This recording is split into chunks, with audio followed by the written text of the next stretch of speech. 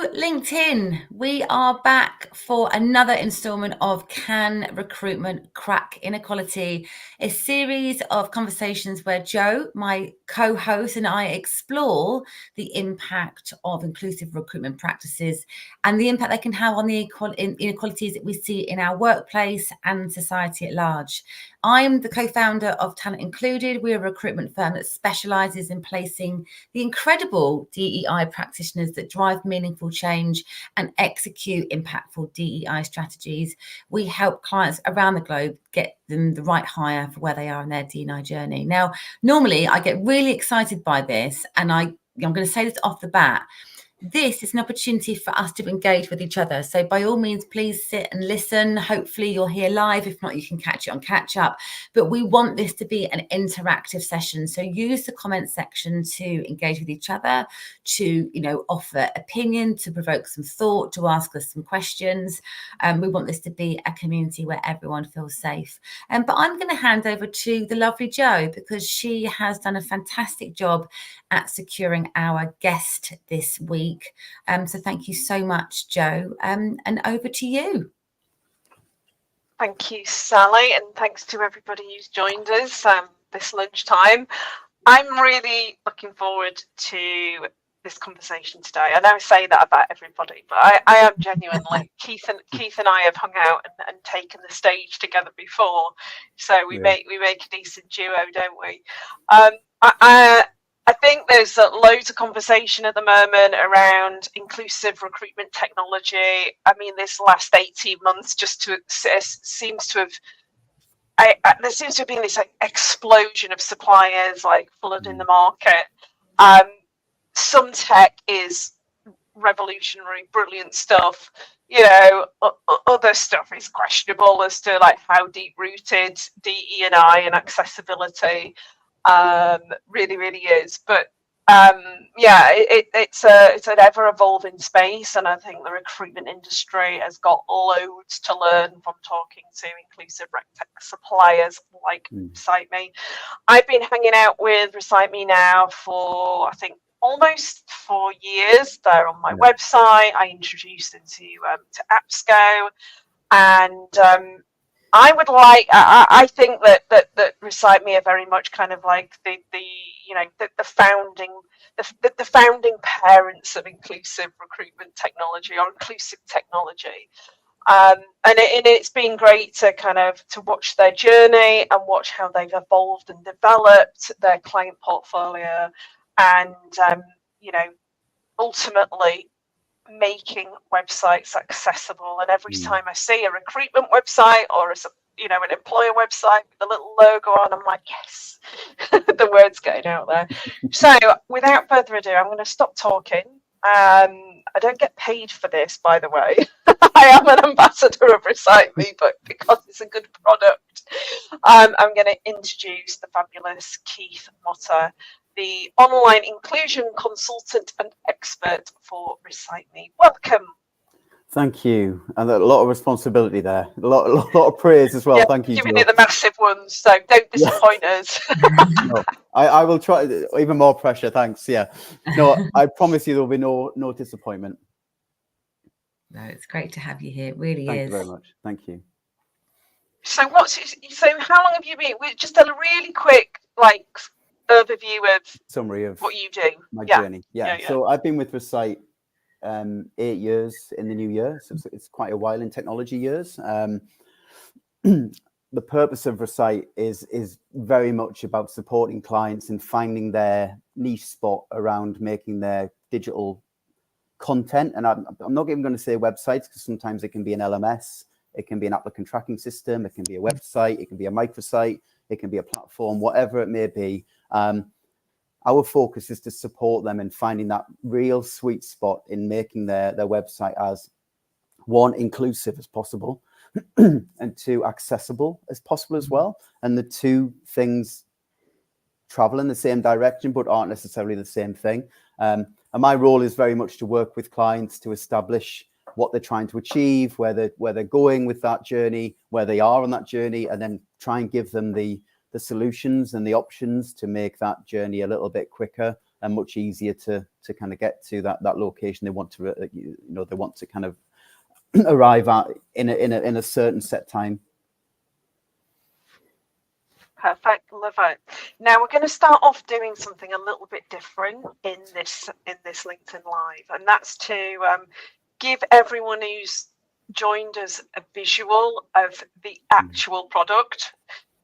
I think if we do that at the beginning, it just gives so much context, to the rest of the conversation. So show us the jewel in the crown of products, Keith. I will do. Sally, can they see my screen? Yes, absolutely. Yep, it's been shared. Fantastic, brilliant. So again, to focus more on the toolbar itself, the idea behind the toolbar is to give options to people who may have barriers when it comes to digital content or website content. We're not dictating people use this. It may work for some, it may not work for others, but the purpose here is to make sure that the whole audience, whoever may be visiting your website, do have the option of using some kind of assistive technology to improve their journey. And there is the percentage of people who will have their own technology and may not need to use Recite at all, which is fair enough. We want people to be using the website in a state of comfort and kind of flexibility that they're used to. So if they're used to their own technology, fair enough, let them use that technology. Brilliant stuff. If they don't have any technology, the toolbar is there to help those who may need that extra support. So the toolbar appears via a button that you as a recruiter, your own website can be designed. So Michael Page, for example, have gone for accessibility tools as part of their kind of overall navigation at the top of the page here. And once you click on that, the toolbar will appear at the top of the website. We've put it there because we want it in the eye line of the user, but we didn't want it to be like a typical widget where it will expand up into the page and block content and almost do the opposite to what we're trying to achieve, is making content inclusive and accessible. So we want it to be constantly present for those who want to use it, but not obstructing the content that they're trying to access in the first place. And there are a few features. I don't want to go through everything, but let me show you some of the kind of what I find are the wow moments when I speak to recruiters or any client when we're talking through the toolbar. So the screen reader is often one of the more popular features of the toolbar. For anybody who will struggle with the visual aspect of a website, switching to the audible will have a massive impact on those individuals. So they can hover over content. A boutique experience with global expertise at your fingertips. If you're ready to hire. And you can hover over any content in the page Link, and it'll read out. Submit a job spec. As you can hear there, it tells you when it's a link. If you hover over an image, it will say image and it'll read out the alt text information. Just to put a focus on that, it is really important that the website is built in an accessible format. So assistive technology like Recite or any other assistive tech will only work as well as the accessibility that's built into the website.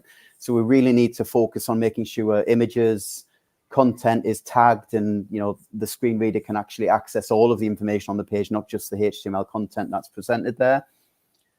You can do styling changes. So again, it's about options. And for some people, a certain look and feel of the website might not work for them. So they can do simple things like enlarging the text. Increase font size. As you can hear, there is an audible illustration of what the button is as well. So for anybody navigating through the toolbar who needs the text to speech, they will hear what the button is that they're hovering over. Decrease font size. I almost don't need to talk, do I? Because it's doing the demo for me. Love it. But it's reducing the text as well. You can change the font. Select font. So you can go through this list of what we've been advised and what we know of. I mean, just to explain, our MD and owner, Ross Linnett, is dyslexic, and he comes from a world of neurodiversity, and he's passionate about this world. So we've gone to a lot of extent of doing the research and working with a lot of our partners and clients to understand which fonts might work. The list could be longer. I mean, there could be a lot more fonts in here, but we, of course, have to keep it controlled to an extent.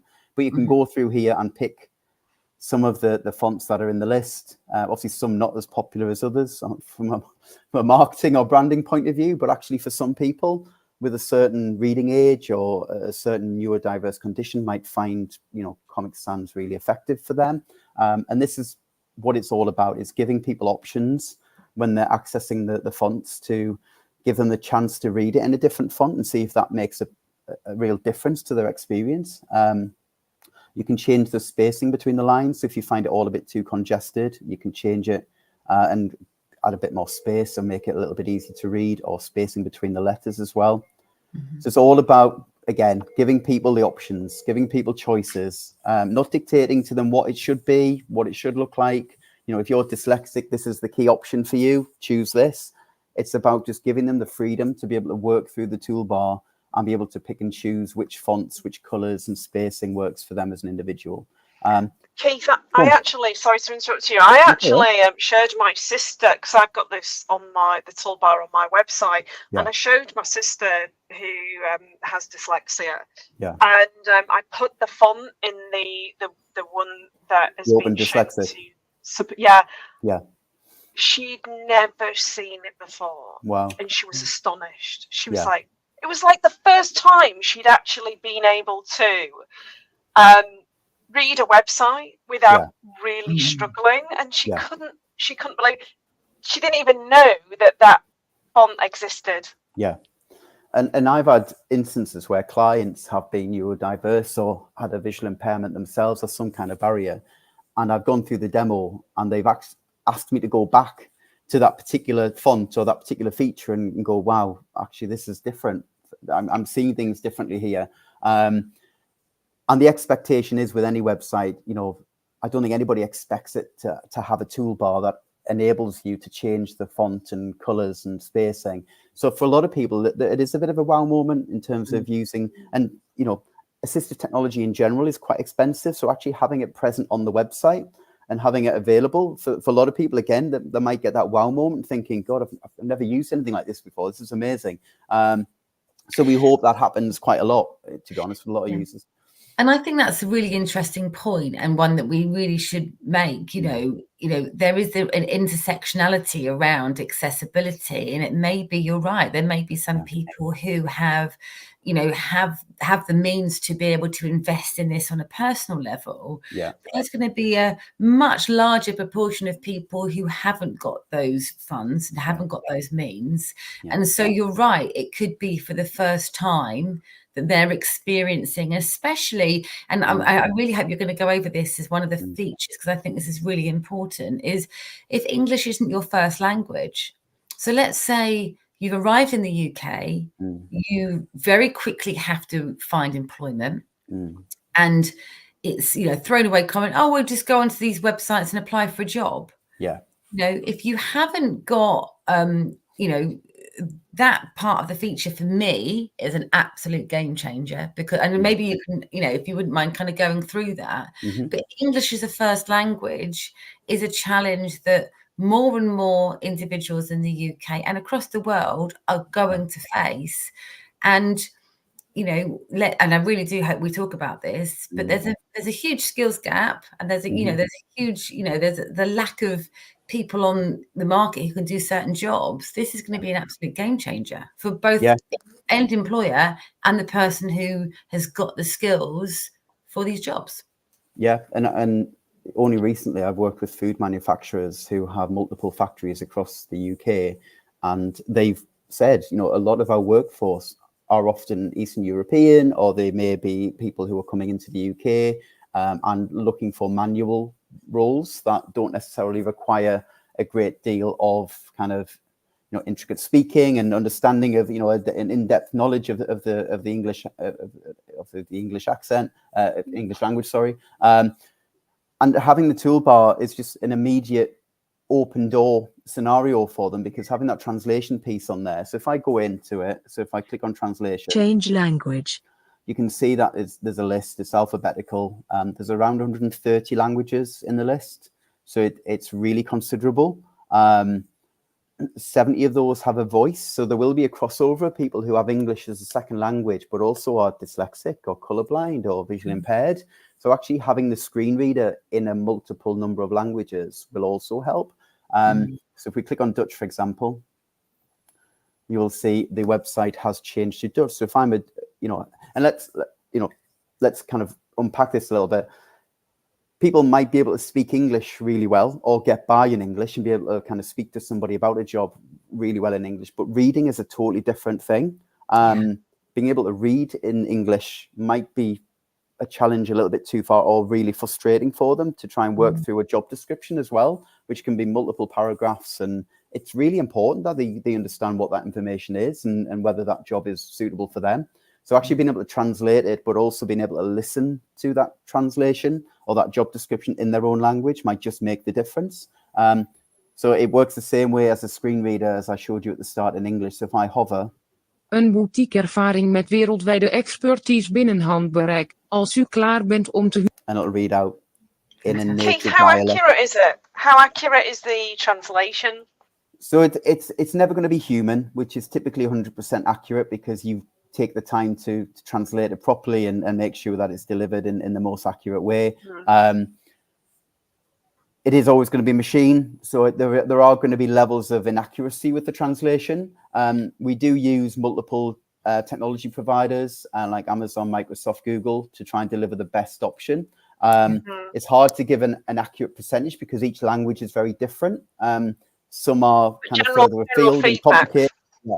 Yeah, general feedback. I mean, I probably use kind of Welsh clients as a really good example of that. We work with a number of Welsh clients, and they're passionate about their language, and the feedback we've had from a lot of those, and that includes utility companies, councils, and various other different clients, is that the translation is relatively accurate.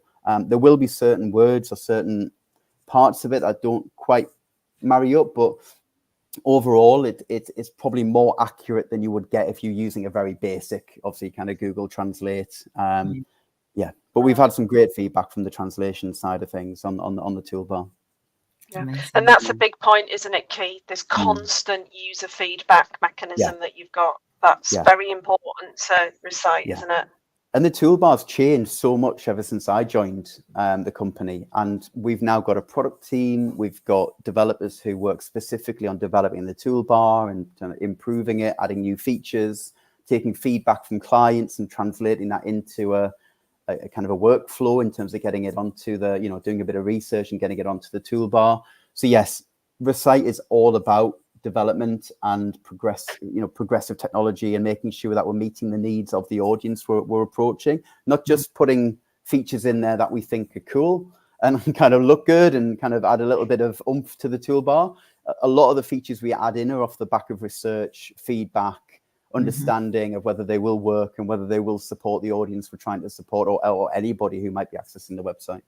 Absolutely. We've had some engagement. So firstly, I want to say hi to Scott. Thank you for joining us. And Martin's comment has said, this looks good. On many job advert pages, there is information overload, which is typically not good for neurodivergent applicants. It's a really good point, Martin. And sometimes that overload can come from the fact that it's presented in the wrong way to an individual. Black writing on white background can often be really jarring for certainly for people with dyslexia. And again, this is me giving one point of view. There will be certain people with dyslexia who prefer white with black writing, but for some people it can be quite jarring. So it can make a massive difference as to how the content is presented, which is why things like adding, the color contrast in there and changing the way the colors, delivered on the website. So when they're reading the main content in the website, it's actually backed onto a color that works for them. Let me change it back to English because I'm not fluent in Dutch, unfortunately. So let me just pop it back into English. But you can do things Color like, theme. Enable monochrome. So if you prefer black and white, you can obviously pick monochrome. You can actually select your own colors if you want to. So if you select your own, scroll down, sorry. And you can go in background. Enable/disable ruler. Whatever color you want to do. And you can really be very specific about the colors you're choosing and what shade you want to choose. So when we're talking about overload and digesting content, having these kind of features can make a massive difference to the individual. I think you're right. And I think as well, if you think about, any web designer's dream is to have individuals on their website for as long as possible. Yeah. By creating an opportunity for it to be bespoke and nuanced, you're encouraging that actually, okay, this works for me now. Let me take myself through this job application, which is essentially what we all want. So yeah, it's very, yeah, sorry, I'm it's not much, I haven't seen this before, but I love it. Yeah, and you know, the thing about building a website, you will never build a website that works for everybody. It's never ever going to happen, because there's that much. I mean, you could get 5 people in a room who all have dyslexia, and I would put a lot of money on the fact that they all have different options that work for them. It's such minute kind of margins between what people have in terms of what they prefer and colors that they're opting. One person might prefer red, but one might prefer kind of a pastel shade of red, and one might prefer kind of a more sharp, kind of darker color of red for a background. So it's never going to happen. So adding something like this, it isn't about saying that, you know, you need to use this. It's just giving someone options as to, you know, this color isn't working for me, I can just slightly change it. This font size isn't working for me, I can change that. You know, I need a, you know, something like a reading ruler to help me read the job description. Because actually, the reading ruler for me is revolutionary. And again, that overload thing, Joe. Yeah, it's like, you know, if you find it's a lot of content, and probably more so above the ruler. Enables the mask. So again, if you find that's page, the one. That's the one that I find it really useful. If it's too you know, especially if the website's just overloaded with text. It's so overwhelming. I have to read it takes me a good 5 read-throughs, but using this. And again, you can really change the color of this as well. So if you don't want black as the masking color, you can change it to a different color. If you want a bit softer, you can go into the color options I've just been into and you know, manage the color of that as well. So again, it's just offering not just styling changes, but disable screen mask, offering features that will just enable that journey a little bit easier and make the content a little bit more accessible and inclusive to the individual, and just simple tools like even a magnifying glass. Disable magnifying glass. Going back to kind of the early days of assistive technology, for someone who might not want to enlarge text or change colors and all that kind of stuff, they might just want to zoom in over an image or a bit of text that might be kind of too small for them, and this might be something they use in the real world. So actually having it accessible on the website via the toolbar might just be that consistency that they need to switch from the physical world into the digital world as well. And sorry, Jane.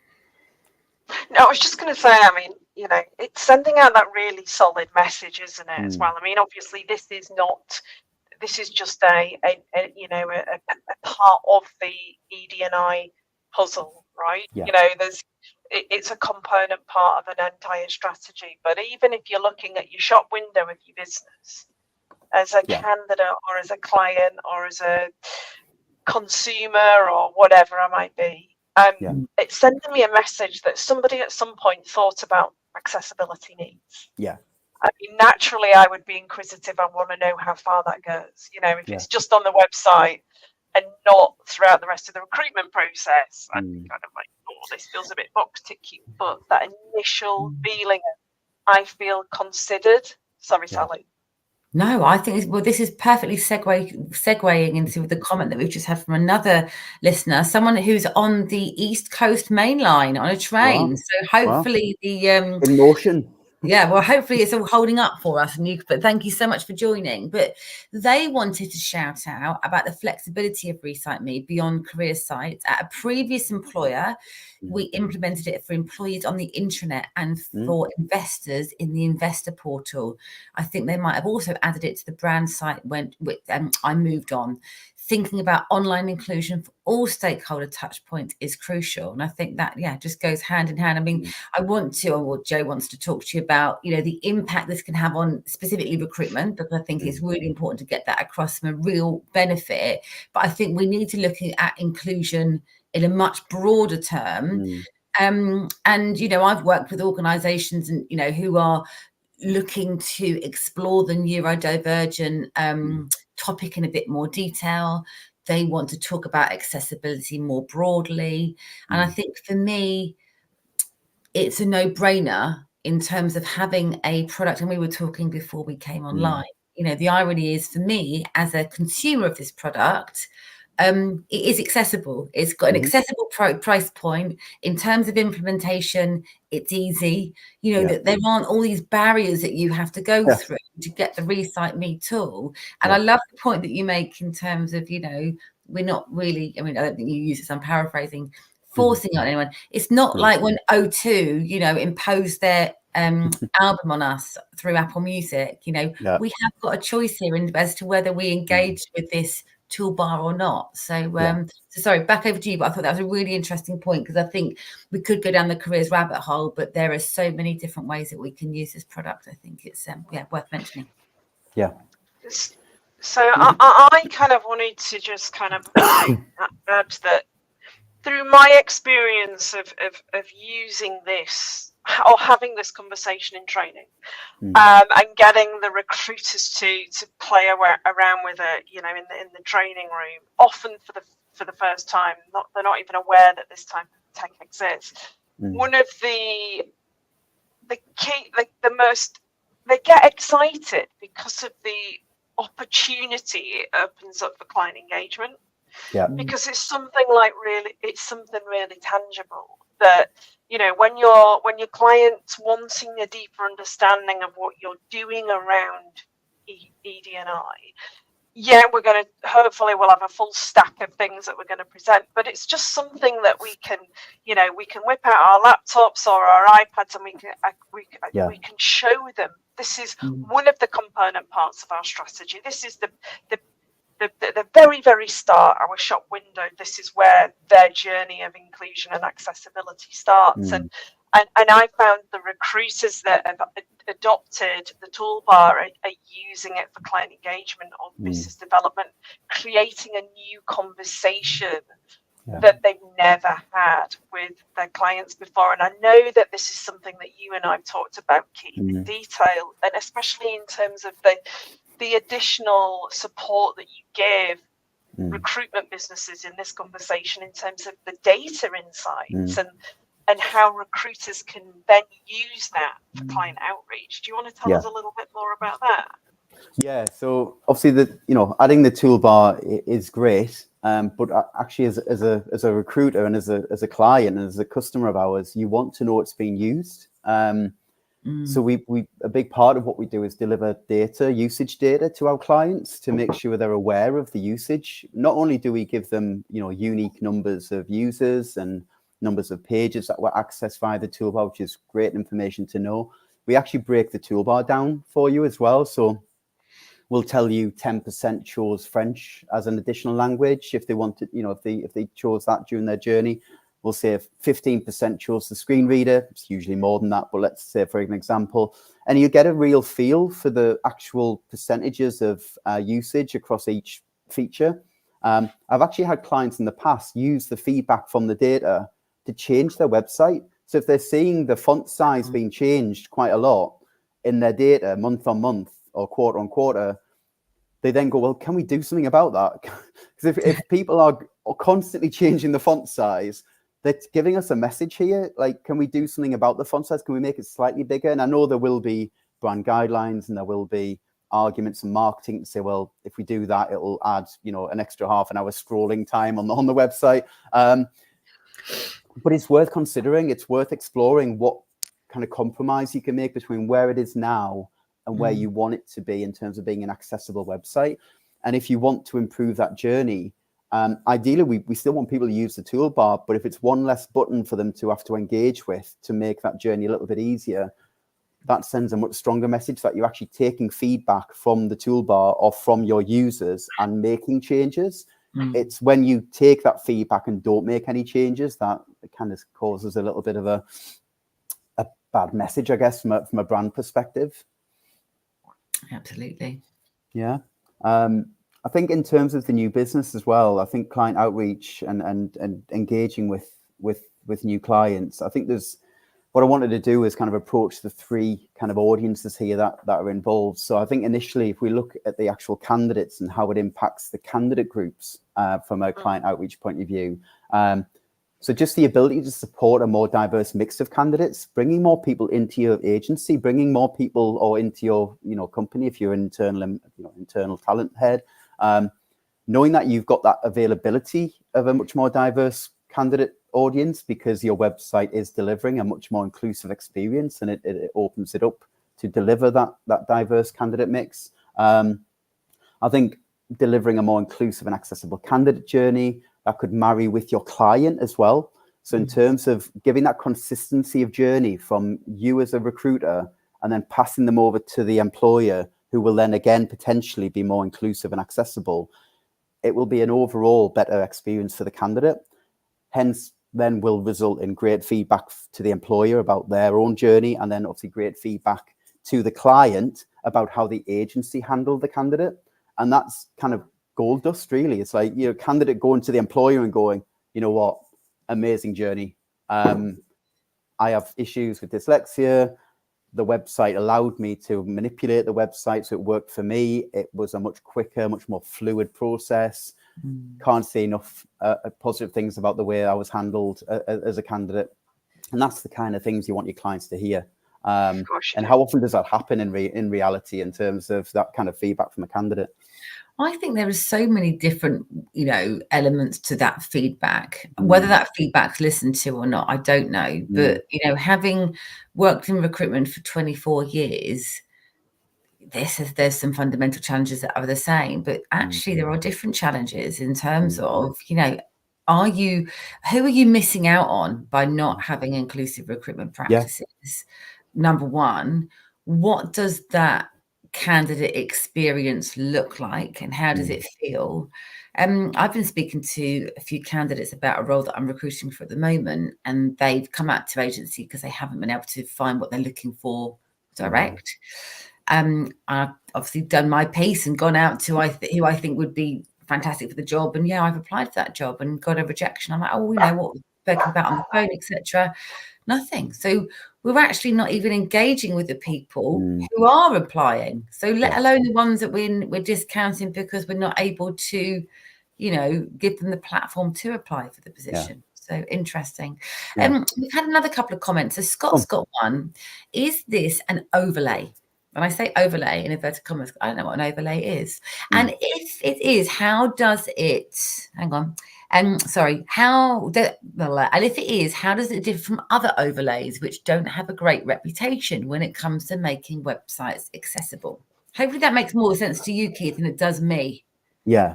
So overlay is a little bit more of a blanket phrase for assistive technology that will plug in to, I mean, overlays can do all sorts of things. It doesn't even have to be assistive technology. Certain overlays can do certain things to a website. It doesn't necessarily have to be assistive technology related.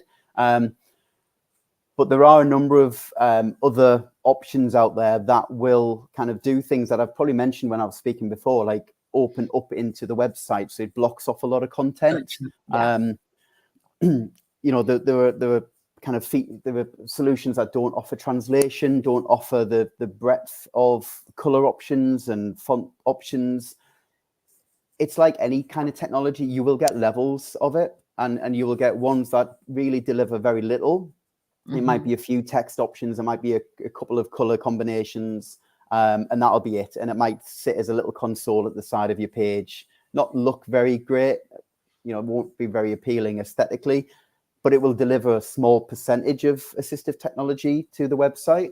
I think the difference between Recite and a lot of the other features is the stuff that we've talked about, is the background, is the stats, is the kind of client success support we give clients when they join us. You know, we help them get live. We help them with any nuances around the website that might need to be navigated. If it's an intranet that they're looking to add Recite to, SharePoint can be notoriously difficult to add third-party kind of options to. So we've got the resources in-house to help them get live on that. We don't just give them a solution and say, go and plug it in. We'll talk to you in 12 months' time. Hope it works out. You know, let us know how you get on. We're very much engaged with the client. As soon as they say they're interested in putting it on, it's the client success, it's the marketing support, it's the stats, it's everything that comes with it. Yeah. We are looking to be more of a partner with our clients rather than just provide them with a toolbar or an overlay, as people might kind of suggest it is. It's about giving them a full service around accessibility, and that includes our new product, which is the WCAG accessibility checker. And it's about plugging in many ways in which we can support them in their journey.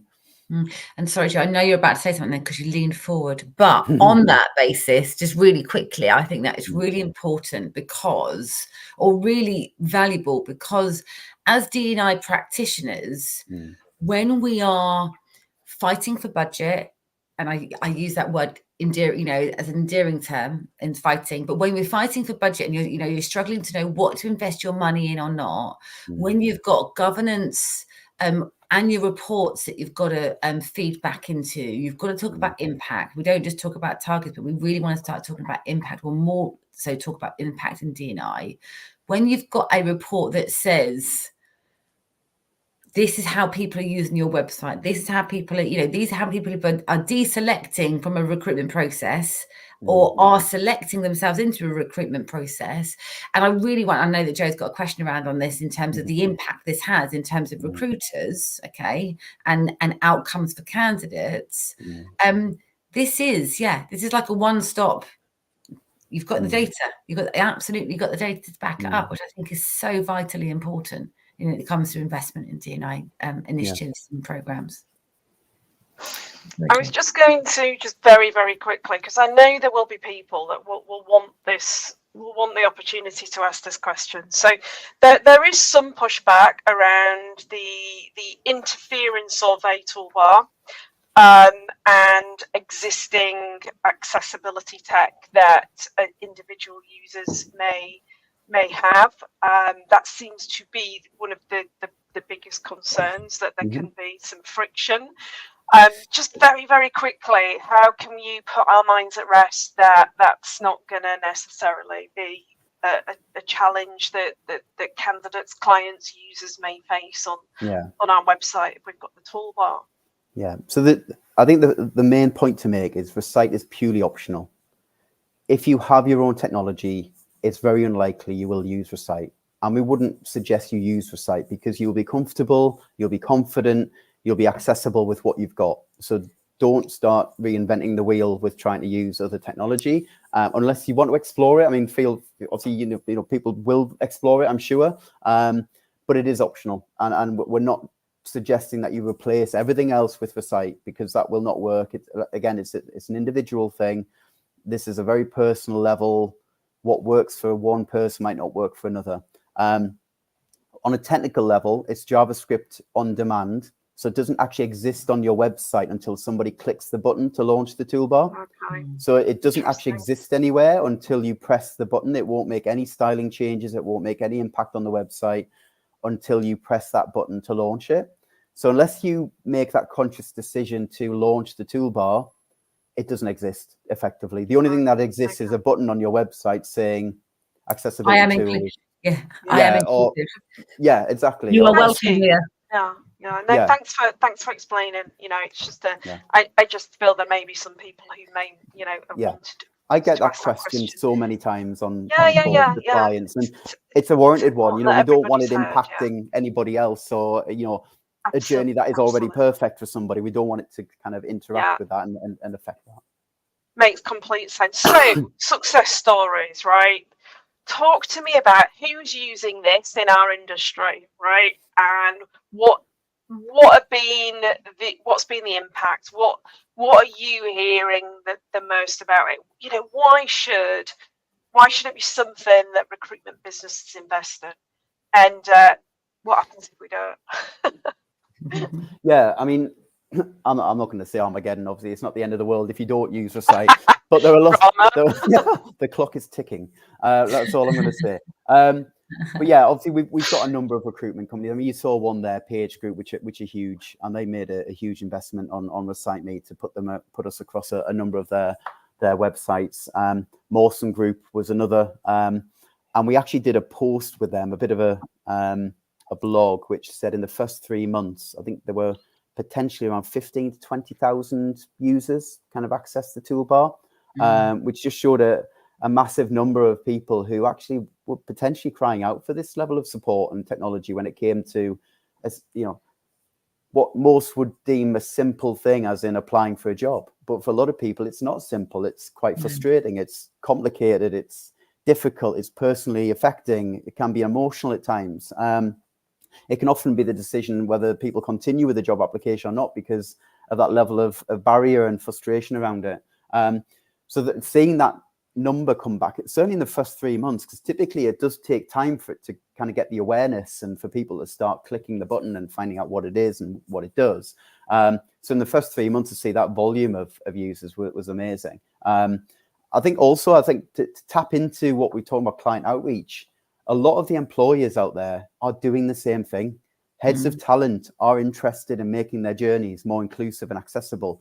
They're interested in attracting diverse candidates into their workforce.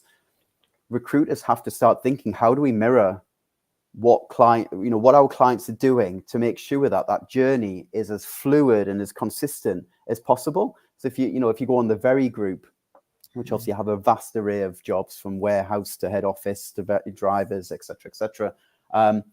They were so passionate about making sure that their candidate journey and their employer comms, so their intranet, was as inclusive and as diverse as what they wanted their brand to be. So everything reflected each other and everything was, looked the same.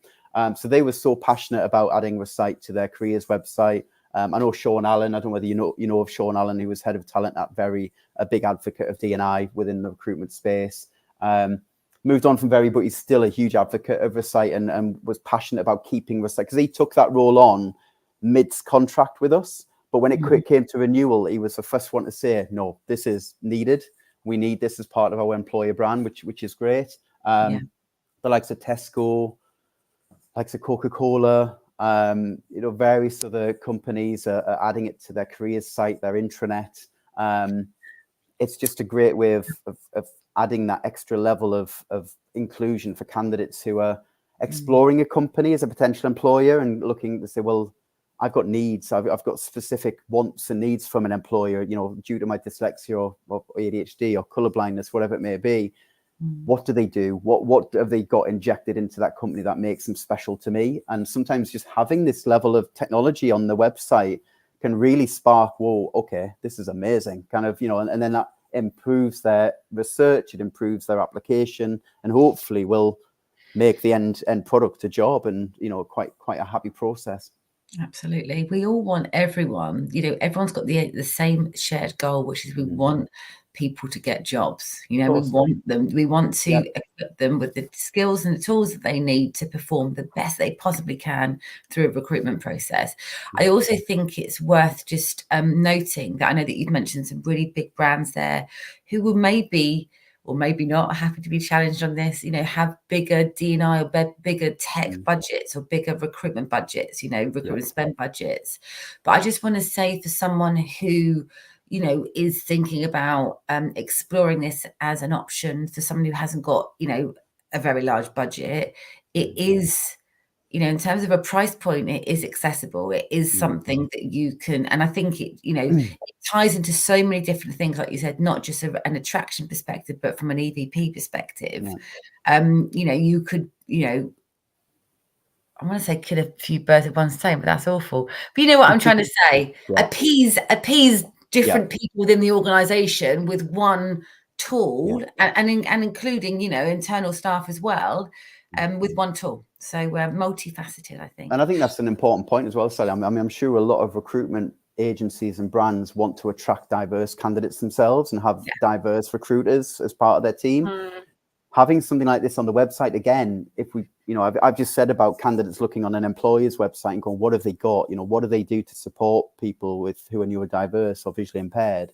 There will be recruitment consultants who want to join you as a recruiter and look at you as a company, not as a recruiter, but as a company, as a culture, and go, what are they doing? Kind of, why are they different to that other company that have approached me about a job as a recruitment consultant? And hopefully we'll add more creativity, productivity into the recruitment agency, and we'll see the benefits of diversity. And hopefully that will start to impact their thought process around actually, how is this impacting our clients as well, offering all this diversity too. So there's so many different aspects to it and how it can improve a recruiter and how they work and how they develop as a company. So it's so interesting to explore a lot of the time. It is, and ever evolving as well. This isn't, it's not standing still. It's being invested in. And I'm really conscious of time. Joe, I'll pass back over to you for maybe our last question. I thought we were going to say closing thoughts. Oh no, I just think go on. No. I was just kind of. I'm sorry. I was just conscious of time. So what I was going to ask. So do you see Recite? Do you see similar accessibility tools? Do you see a bright future for them? Do you see them being an integral part of employers, agency world, retail, some of the brands you've just mentioned? Do you think we will start to see this technology emerging and it just becoming part of how we navigate the web? I think the success we've had so far, because when I first started, there was a lot of education involved. A lot of people weren't on the D&I journey. It was a lot of banging that drum and saying, this is coming. You really need to be kind of aware of diversity and inclusion, or at least interested in it enough to explore it and understand it. And getting people to invest money in something like Recite was a real challenge 7 years ago, nearly 8 years ago. But I think because of education and awareness, the news, current affairs, society, everybody's aware of D&I so much more now. Even with COVID, like people being locked away in their homes, the effect on people who are vulnerable.